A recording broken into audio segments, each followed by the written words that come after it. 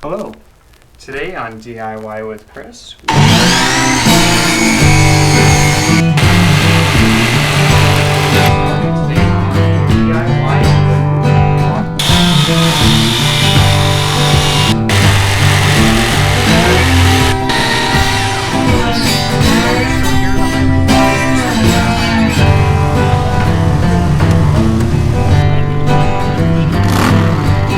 Hello. Today we're going to go over an initial video review and unboxing of a Rhino rack system that we ordered.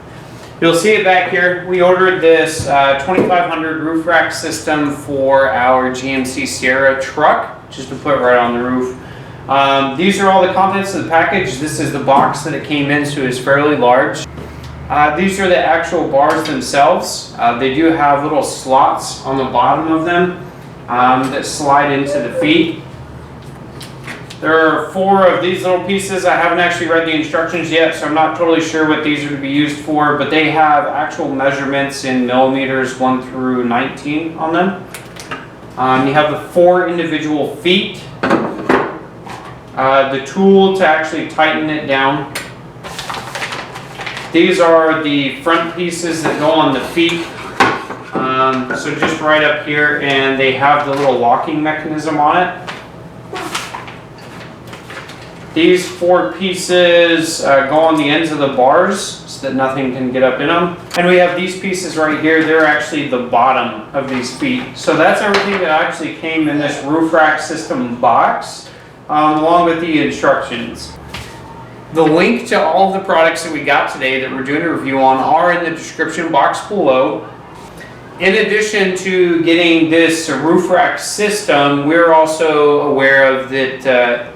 We're also aware of the need to get a foot placement system or a pad and clamp kit.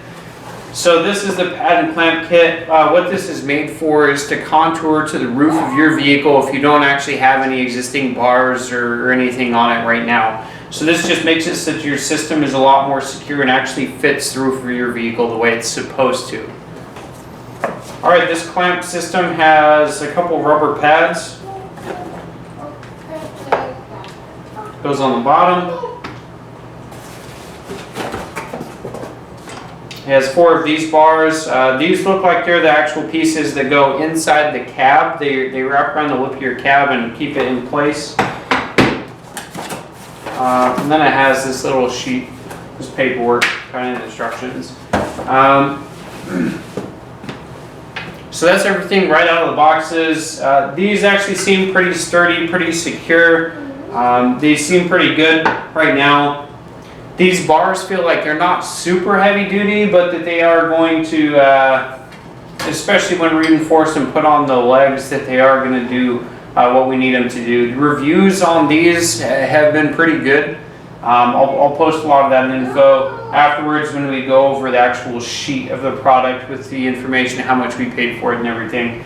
But it's not, I believe it could definitely be made of better quality metal or whatnot to give it a little bit more durable abilities. Alright, so at this point we'll go ahead and start taking all these pieces and get them over the truck and get it mounted.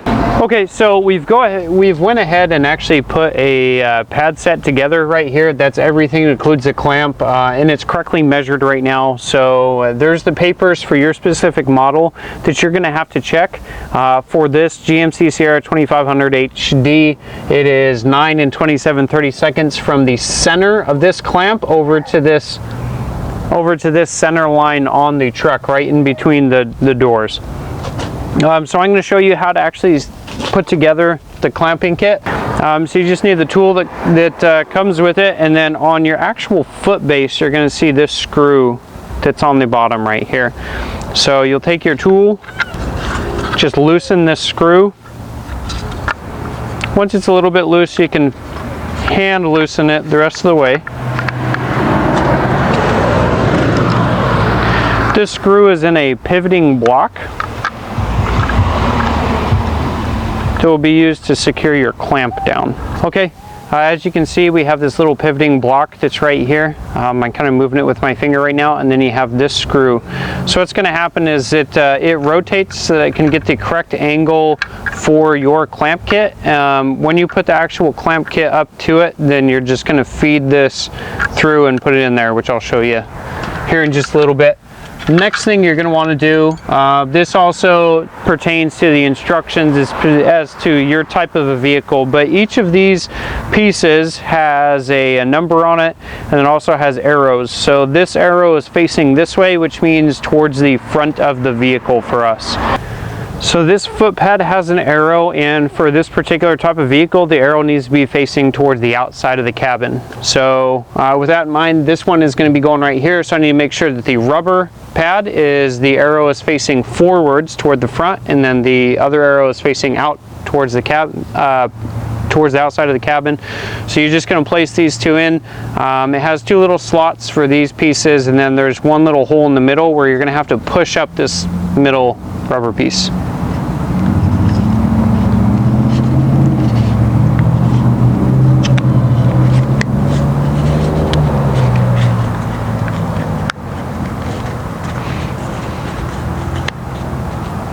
Alright, so just make sure that it's all sitting nice and flush and it's right now down inside of it. Once you have that base set,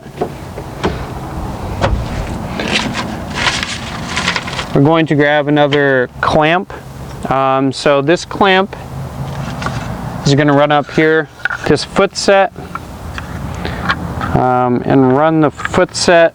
It has two little pieces that you have to clamp into. Now your bottom set actually rocks when it's seated into it. So you can go ahead and put this up here. With your new clamp, what you're going to do is just take this and run it right up here. Make sure that it actually sits. You're going to run it right through there. Make sure that your block didn't fall out. If it did, go ahead and just put it back in place. Once that's in place, then you just take the screw that you'd removed earlier and run it right through and into this little block piece that has the threads. This is the same piece that it unscrewed from a little bit earlier. So what I did on the other one to make it just a little bit easier is I just hold it first, rotate the block piece as needed, and go ahead and start screwing this in. You can screw it in most of the way. I'd leave about an inch, maybe just a little bit less than that, before the screw, or before the bolt head is actually touching the clamp piece. And that's just going to allow us to make sure that the pivot will actually sit right. Alright, so the next step that we're going to do now that we have all four of these pieces assembled and they're kind of in place, so you need to take your piece, flip it upside down. You'll see there is this gray plate that is on there, and we need to loosen that.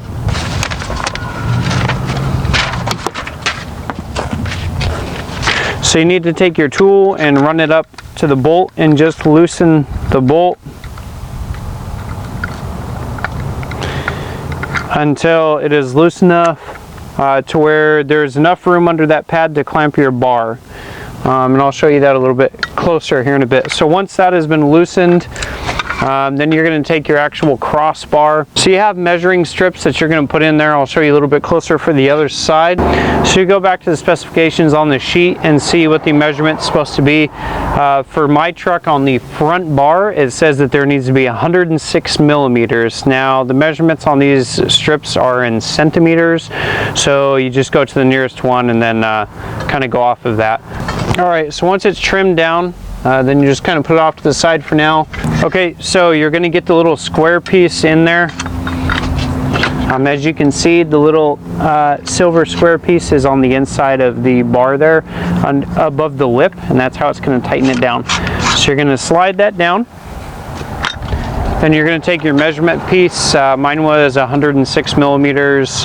These actual measurements, the numbers that are on here, are in centimeters, so you're just going to have to measure that off appropriately. It also has little grooves on the side, so those little grooves allow it to fit over that bar. So we just slide those grooves into place here, and then we push it in as far as necessary until it's flush. Once it's flush, then you can slide that back to where it meets with the bar. You slide it back to where it meets that strip, and then that's where you would tighten it in place.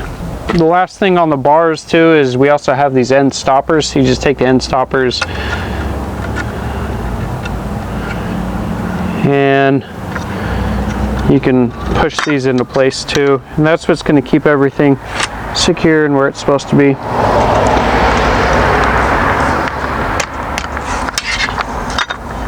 All right, and there's the end piece on it. The last thing here now is going to be tightening this clamp down onto the bar so it stays in place. All right, and that's the first piece there, and then as you can see, you would just slide in there, and then you would go in and finish tightening these pieces down afterwards. But we need to do the same thing on the other side and flip over the foot, so I'm not going to tighten it down right now.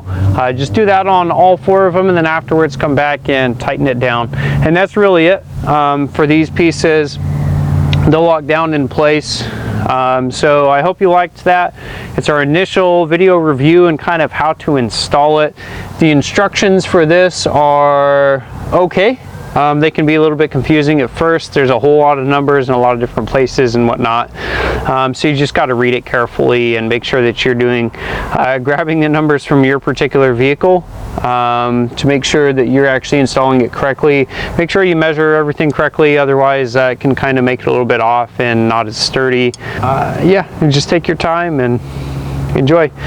Please let us know if you have any comments, questions, or concerns. Please subscribe to our channel. You can check out some additional videos from the channel over on this side of the screen in the credits.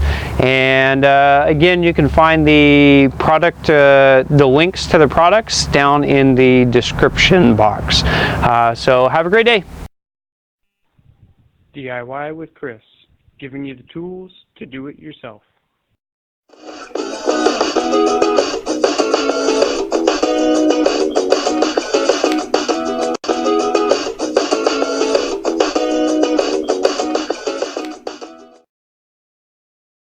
DIY with Chris, giving you the tools to do it yourself.